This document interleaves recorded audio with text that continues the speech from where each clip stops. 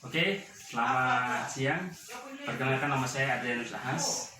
Saya dari mahasiswa program studi pendidikan pancasila dan kewarganegaraan di Vijayendra University.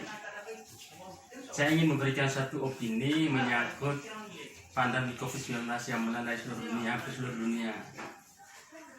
Saya ingin memberikan opini tentang kita harus optimisme, membangun sebuah optimisme bahwa kita yakin di negara kesatuan Republik Indonesia kita bisa lawan COVID-19 ini.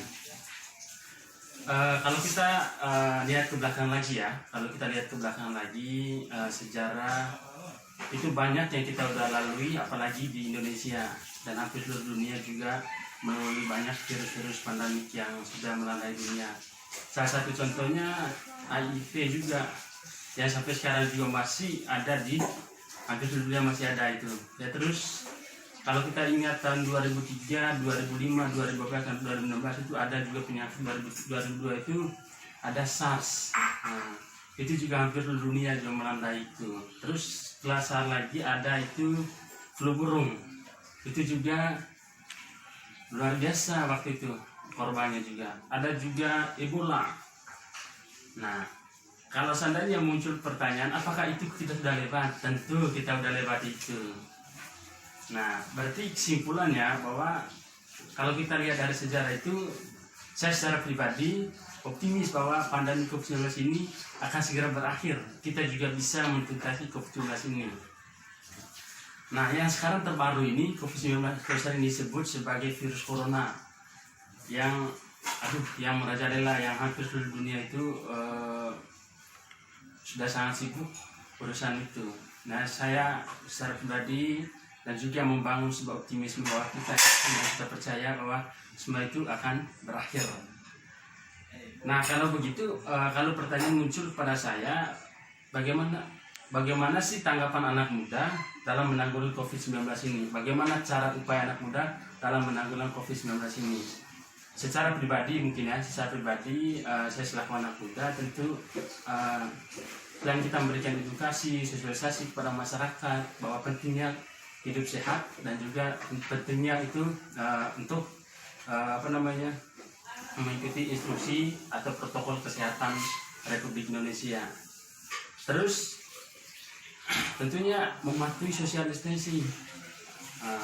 Kalau teman-teman siapapun kalau seandainya keluar rumah atau keluar dari kos, harap selalu menggunakan masker, menjaga jarak, karena itu akan sangat membantu supaya memutus rantai penularan COVID-19 ini. Nah, saya ingin menanggapi juga, memang saat seperti ini juga ya maklumlah kita negara demokrasi, banyak kritikan kepada pemerintah. Mungkin saya secara pribadi menanggapi soal itu, ya kritikan itu sebetulnya sah-sah saja, tapi kita lihat situasi dan kondisinya bahwa situasi ini sekarang ini jujur aja deh, kita sekarang lagi bertarung, tapi bertarung itu kita nggak lihat musuhnya, kita nggak tahu dia di mana. Nah, bolehlah kritik, tapi jangan kritik yang sifatnya mematikan langkah pemerintah, itu tidak boleh. Kalau kritik yang sifatnya membangun ya boleh-boleh saja lah. Nah, kalau kita lihat dibandingkan negara-negara lain yang tertular dari COVID-19 ini, Amerika Serikat, Italia. Mohon maaf, saya sih nggak terlalu sering ya untuk up-to-date juga bagaimana berita di sana. Tapi saya nggak pernah dengar bahwa Amerika Serikat itu demo atau kritik presiden atau kritik menteri terkait bahwa mereka nggak becus mengurus COVID-19 ini, mereka nggak becus menanggulangi COVID-19 ini.